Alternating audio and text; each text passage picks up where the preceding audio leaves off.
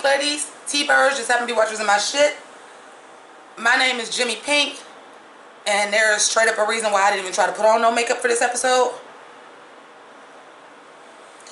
Okay, so we're gonna do things a little bit differently because usually I'm really hyper about the reviews and everything, but because season 4 episode 1 of Riverdale is a tribute to Fred Andrews, and in that way a tribute to Luke Perry, I'm going to try to be as somber as I can until I get to some points that I wasn't too happy about. So also you guys know I love Riverdale, but I decided to wear my pink Southside Serpents jacket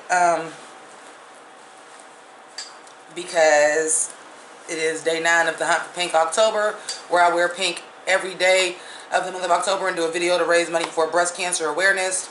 That link is down below. You guys, I'm kind of shook. I really didn't even bother putting on makeup, wore my glasses, because quite honestly I knew this episode was going to make me cry, and it did.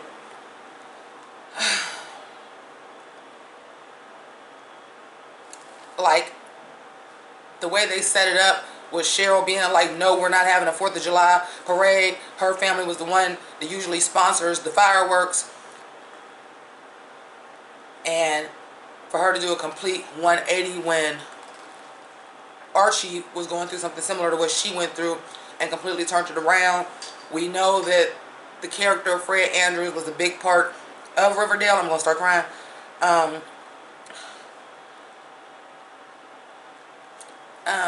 And of course, because this has to be in character, but I'm still a little bit gobstopped by the fact that Luke Perry is no longer with us. I'm gonna go somewhere else, so I apologize if you're here to watch Riverdale, watch me talk about Riverdale, which I am going to. But my sister had a stroke maybe a couple weeks before or after. I'm not 100% sure. I'm pretty sure it was after. And the stroke that my sister had, they said only 3% of people survive. So to then see somebody also have a stroke who I know is in better shape, because, you know, Hollywood and all that. And I have to take this off. So there goes the pink. But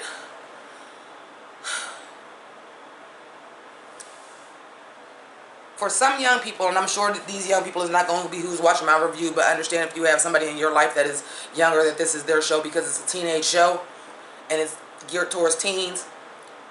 Luke Perry is that for me, because 90210 was the first United States teen nighttime soap opera.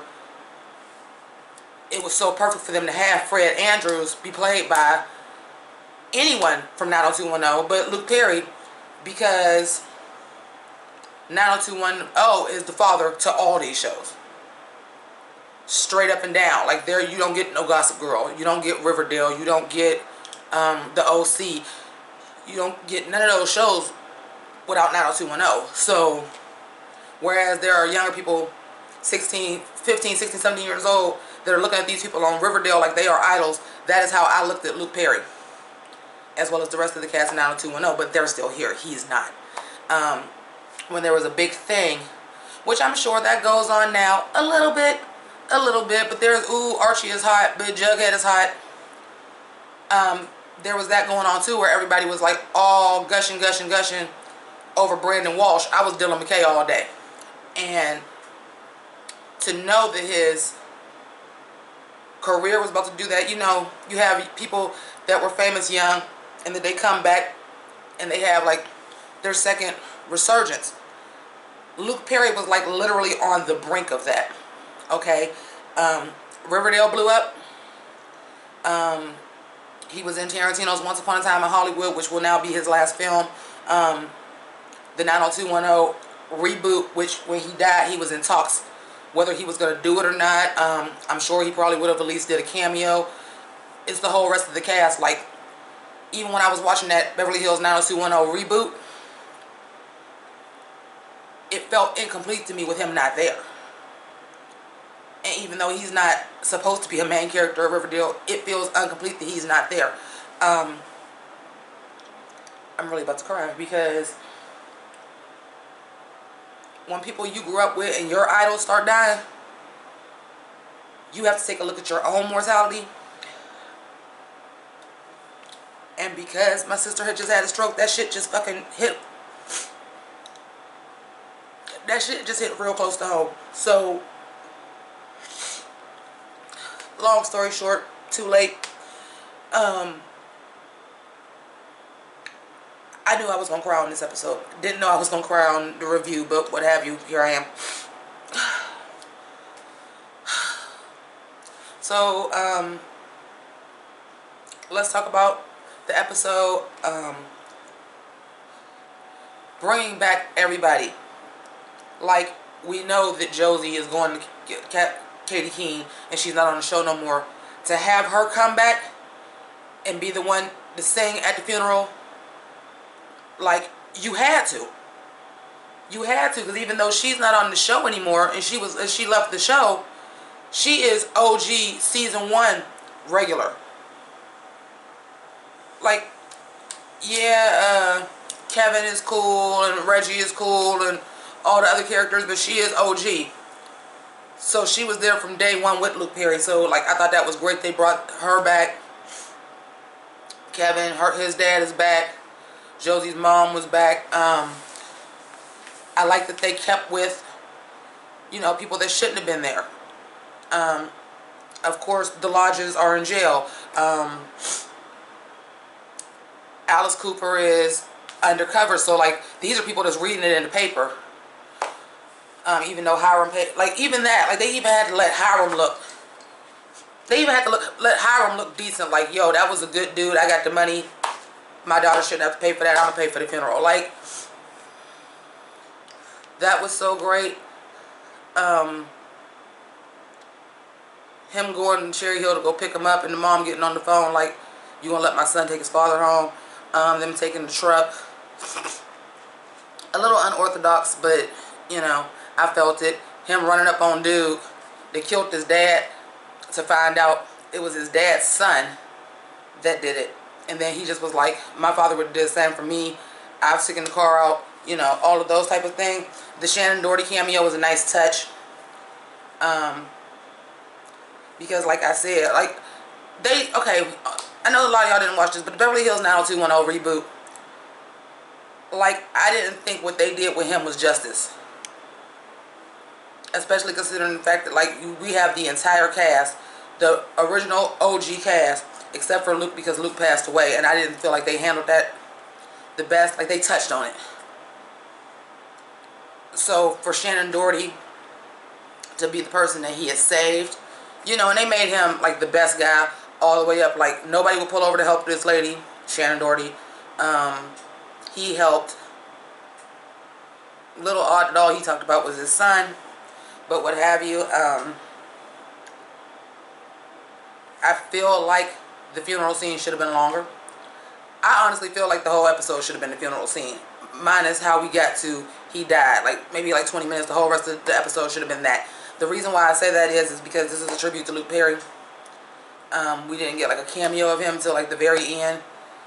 I like the way that they did that, because at first I was going to be on KJ Appa's ass. Because I was like, what kind of emoting are you doing? Like, are you even hurt? And then for him to like try to stay strong and not like really break down till he got like in the thing where like his dad did all that. Him and his dad had spent so much time. That was pretty dope. With that being said, I still feel like the episode should have been more of that. I know we have to move the story along. I wouldn't have minded if they would have just took a whole episode, and I don't think anybody else would have minded if they would have took the whole first episode and it would have just been the cast talking about Luke Perry, and then like giving clips of when this person worked with the scene, behind the scene clips. But I understand you have to move the story along. Also, I'm an adult. I'm having a harder time to come to terms with the target demographic for this show. To the target demographic of this show, oh, that was Fred Andrews. Such a shame. They don't know what kind of an icon he really is. So, I felt a little gypped that it was only about 10 minutes of the movie. I mean, the episode. We had to get Betty looking at her father's grave that was, you know, had graffiti on it. The Black Hood burns in hell. It wasn't unnecessary because that's going to be something that's going to come along now. Like, because that is going to be something that Betty and Archie have in common now. Like, their father is no longer here. So, you know, seeing all of the people that were not there, like, just reacting to it as Jughead. Jughead is the only one, to me, that was like Jughead and Cheryl. And I think that's because Maddie Petch was crying like that for real. Because I've read a couple of things that, like, she was really close to Luke Perry, and he was like kind of like her guide, like being on like the show. So like they showed that scene of her crying like that, because I'm like, why would you be crying like that? Like, your character ain't even cool with Fred, but she was. And I think they was just shooting that, and she was just mourning, which I thought that Archie was going to do more. Because, you know, out of all the characters on the show, you spent the most time with him because you played his son. Spoiler alert, I'm getting to the stuff that I didn't like. KJ Apa is the weakest actor on Riverdale. The weakest actor on Riverdale is the lead, is Archie. That's one thing.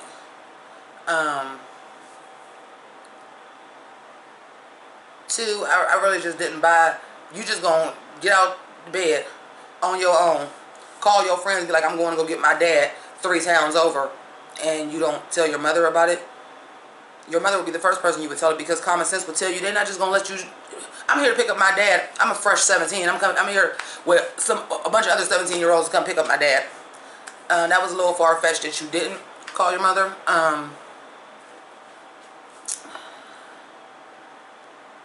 It was a little far-fetched that Hiram paid for the funeral, but not too out of pocket, because they just wanted to show like everybody loved Fred Andrews, even a slime ball like Hiram. Again, Alice Cooper, not there. You know, Hermione breaking down because, you know, Hermione really actually, you know, had a thing for Fred Andrews and like broke it off to like ride with her husband, which you're married, you should, but that's neither here nor there.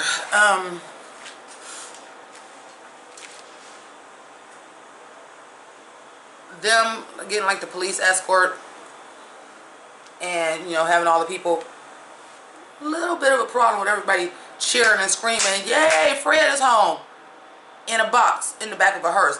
I was a little bit disturbed by everybody like cheering and smiling like it was a 4th of July parade and it was a float. It wasn't a float dedicated to him. It was him in a hearse. I felt like that was a little...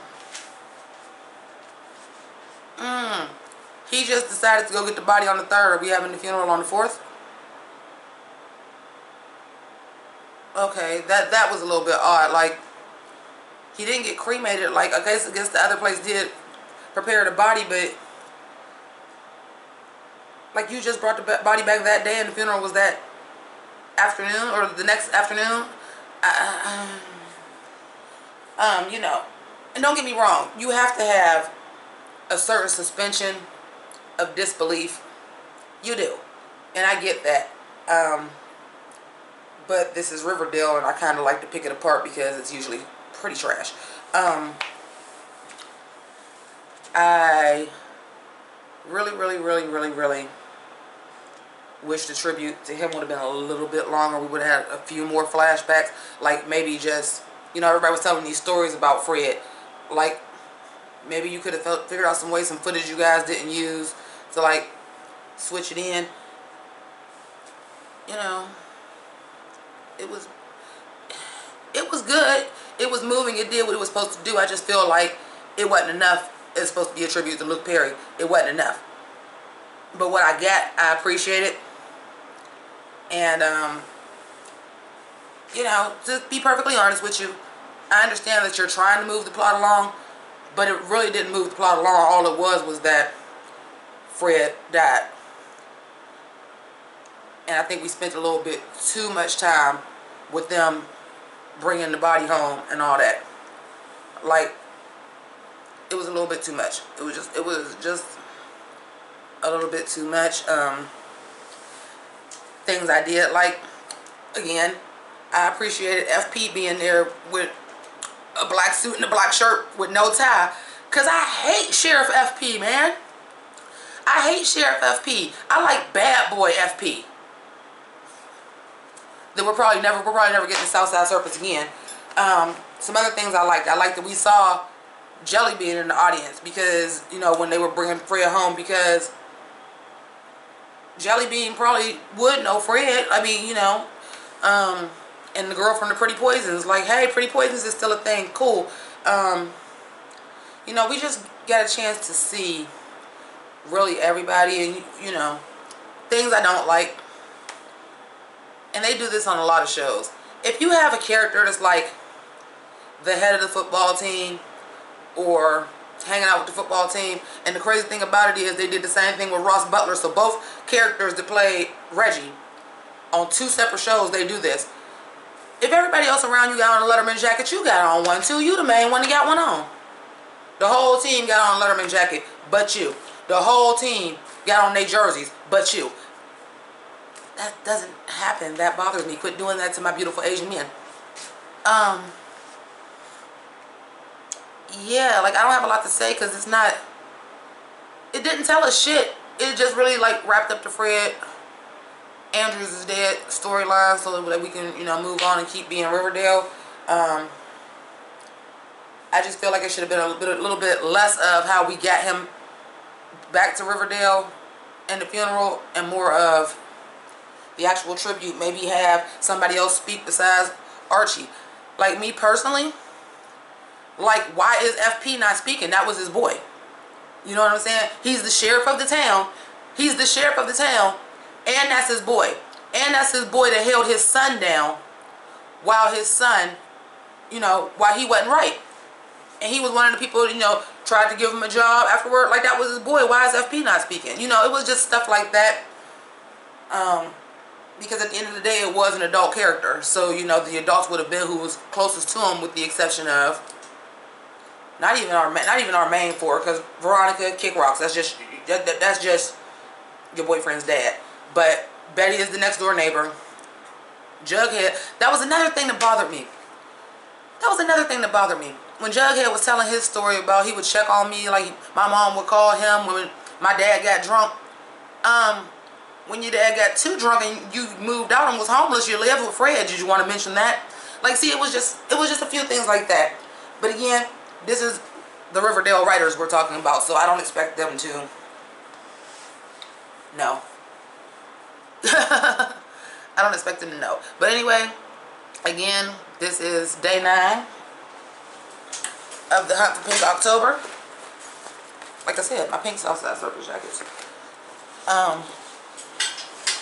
So, we're here to raise money for breast cancer awareness and research. The link is down below. It is a GoFundMe. It goes directly to Susan G. Komen for the cure of Philadelphia area this year. So, what you have, go ahead. So, we're not going to worry about that up here, because 'tis the season to talk about the Tatas. So, that's what I'm doing right now. So, that link is down below. Help out if you can. I do see I have a few more donations in. So, the goal is 500.